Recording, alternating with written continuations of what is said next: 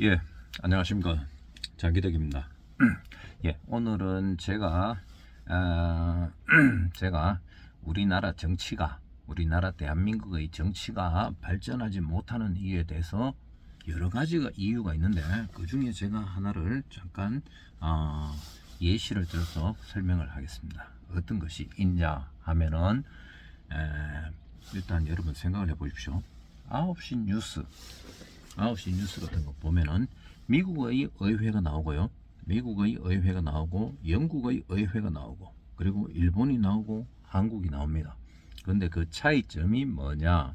차이점을 보면은 미국은 의회가 이렇게 둥그렇죠. 의회가 둥그렇습니다. 영국도 그렇고요. 일본도 그렇고 한국도 그렇습니다. 건물 형태는 원이냐, 원형이냐, 육각형이냐, 아니면은 사각형이냐.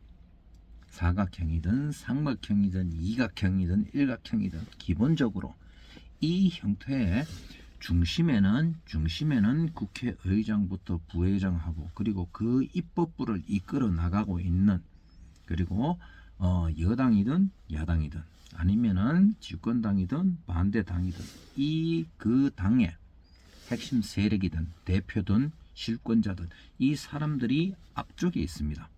그런데 미국도 그렇죠. 그런데 미국은 그렇고 그리고 영국도 그렇고 일본도 그렇습니다. 그런데 우리나라는 보십시오. 우리나라는 국회의사당이 있으면은 저 맨 앞쪽에 뒤쪽에 그러니까 벽에 달라붙는 거기에 국회의장이 있죠. 국회의장이 이렇게 벽에 기대서 봉을 하나 들고 있고 봉 앞에 탁자 테이블이 있고 마이크가 있죠. 그리고 의사 진행을 합니다. 국회의장이요. 근데 의장은 그렇다고 쳐요. 그러면은 이 앞쪽에 의장 중심으로 해서 앞쪽으로 양옆으로 해서 여당 야당 실권자가 서로 말을 주고받기 쉽게 해야 될 거 아닙니까? 그렇잖아요. 그리고 이게 국회의사당 자체가 의장이 너무 높습니다. 무슨 저 위에서 판결하는 듯한 자기가 만능인 것처럼 해서 저 뒤에서 이렇게 높은 데서 내려다보면서, 그것도 일단 그 위치 구조도 잘못됐고요. 일단 그거는 제가 이제 지나가겠습니다. 첫째가 우리나라는 의회의 최고 실권자들이 앞쪽이 아니고 맨 뒤에 있습니다. 여당이든 야당이든. 민주당 같은 경우에는 누가 주인공입니까? 지금 실세는 이재명이잖아요. 이재명이가 앞쪽에 있는 게 아니고 맨 뒤에 있는 거죠. 맨 뒤에서 그래서 자기 의원들, 민주당 의원들을 감시합니다. 어느 놈이 열심히 하고 어느 놈이 반기를 드는지 어느 놈이 졸고 있는지 전반적인 관리 감독, 그리고 맨 뒷줄에서 잔머리를 굴리면서 보는 거죠. 그러면 야당만 그러냐? 아닙니다. 여당도 똑같습니다. 국민의힘 국회의원들도 보면요. 국민의힘뿐만 아니고 요 전에 있을 때 새누리당도 그렇고요. 그 다음에 그 전에는 뭐였습니까? 신한국당이었습니까? 그때도 보면은 이렇게 정치하는 의원들, 실세들, 당대표, 원내대표, 사무총장, 대변인, 수석 대변인, 그 사람들 다 뭐였습니까? 다 맨 뒤에 앉아가지고 이래서 자기들끼리만 속닥속닥 하는 겁니다. 그리고 문제가 생기고 뭐하고 할 때 신속하게 대처를 못하고, 그리고 여당하고 야당하고 실제로 의논하고 따지고 얘기하고 타협할 게 있으면은 맨 앞쪽에 가까이서 서로 야당 대표, 여당 대표가 바로바로 얘기하고 지금 얘기를 일단 던져봐야 될 거 아닙니까? 그리고 난 다음에 안 맞으면 좀 이따가 다시 얘기하자. 그리고 그게 안 되면 내일 다시 얘기하자. 그리고 한번 또 이래 차 한잔 하자. 그러면서 시간을 계속 갖고 얘기를 하는 거죠. 합의를 하고 의견을 조율을 하고 되면 된다, 안 되면 안 된다. 그런데 지금 우리나라 정치는 어떠냐? 이 국회의사당 안에 있어도 당 대표 서로 여당, 야당 대표가 서로 얘기를 하는 게 아니고 서로 떨어져 있습니다. 맨 뒤에 서로 한참 떨어져 있어. 그래서 이 사람들이 서로 얘기를 하는 거 아니고 그 자기 의견이나 얘기를 할 때는 자기 보좌관을 시켜가 보좌관이 살살살살 이래서 한참 걸어갑니다. 그래서 50m, 60m, 70m, 80m를 걸어가 가지고 그래가 우리 의원님이 잠깐 이렇게 얘기를 전달하랍니다. 하는 거고요. 그리고 이쪽 편에서 또 이재명 대표가 그 얘기를 듣고 난 다음에 자기가 바로 얘기하면 되는데 그걸 그렇게 안 하고 또 보좌관을 시켜서 얘기를 전달하는 거죠.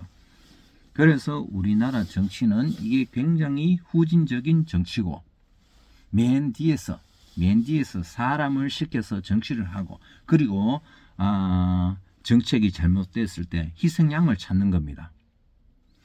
당 대표가 되고 당의 실권자라 그러면은 그 자기가 책임을 지고 이걸 이끌어 나가야죠. 여당도 그렇고 야당도 그렇고 그렇습니다. 행정부도 그렇고요. 그런데 우리는 항상 보면은 높은 자리에 올라가면 올라갈수록 누리는 거는 많이 누리려고 하고 책임은 회피하려고 하죠. 이게 지금 우리나라의 의회뿐만 아니고 다른 모든 거기에서도 입법, 행정, 사법이든 모든 분야 거기에서도 다 이 사람들이 누리기만 누리고 그리고 돈은 챙기고 그리고 책임은 안 지려고 하고 그리고 실제로 무슨 일이 생기고 하면은 행동대장 저 밑에 있는 말단 직원부터 시작해가지고 힘없고 모르고 권한도 없는 그런 사람한테 돌격 앞으로 시키고 기가 찰 노릇 아닙니까? 그러니까 우리는 책임지는 게 없는 거죠. 책임지는 게 없으니까 온갖 법을 막 만드는 겁니다. 예를 들면 중국인 혜택, 중국 화교들, 조선족들 요즘 이제 얘기가 많습니다. 그 사람들 중에는 지금 생각나는 게 최근에 이렇게 다시 화교 얘기를 일으키고 이걸 화제로 해서 끌어올리고 하는 사람이 삐길스 유튜브 채널 한번 보십시오. 그분 설명도 잘하고 아주 진짜 말 주변도 좋고요. 논리 정연하게 이 문제를 진짜 설명을 깔끔하게 잘해주고 있습니다. 일단 제가 지금 생각나는 거는 삐길스 삐에로 길이라고 한번 유튜브에서 쳐보시고 그 올린 동영상을 한번 봐보십시오. 그러면은 여러분들의 머리에 쏙쏙쏙 들어올 겁니다. 그래서 우리나라는 이 입법, 행정, 사법이든 모든 분야가 마찬가지입니다. 올라가면서 책임은 안 지고 책임지려고 하는 건 없고 돈은 돈과 명예와 권력은 다 챙기고 싶고 자기가 실제로 노력은 안 하고 그걸 무슨 일이 생기거나 책임질 그게 있으면은 밑으로 다 분산시키고 밑에 아래 사람한테 돌리고 이재명이 대표적으로 자기 측근들 6명, 7명입니까? 측근들이 다 죽어나가는 게 뭡니까? 자기가 책임을 안 지는 거죠. 자기가 책임을 안 지고 그래서 꼬리 자르기로 해서 밑에 있는 사람을 북한처럼 말하면은 그냥 아래 끝들에게 책임을 지우고 피해의 숙청이 되는 겁니다. 숙청, 책임 전가. 이게 심하면은 그런 거고요. 그 이재명처럼 그런 식으로 나타나고 만약 더 심해진다 그러면은 북한처럼 나타나겠죠. 북한이나 예전에 소련의 스탈린처럼 그런 식으로. 그리고 모택동처럼. 그렇습니다. 그래서 우리나라는 기본적으로 책임지는 정치를 하기 위해서는 권한과 권력이 있는 사람이 앞쪽에 나와서 자기가 열심히 하고 그리고 자기가 열심히 한 만큼 권력과 명예를 찾아가고 그리고 잘못됐으면 자기 얼굴, 자기 이름을 걸고 다 책임을 지고 깜빵 갈 일이 있으면 깜빵도 가야죠. 그런데 그런 걸 옳게 책임을 안 지면서 그걸 가지고 무마시키기 위해서 결국은 다른 법을 만들고 다른 또 새로운 또 일을 만들어내고 그 돈과 뭐 이렇게 들어가는 거 있잖아요. 그걸 다 결국은 국민들에게 전가시키고 국민들만 힘들게 만드는 거죠. 우리는 자, 오늘의 핵심 마지막 요점입니다. 우리나라가 발전하기 위해서는 권력자가 앞에 나서서 책임을 져야 한다.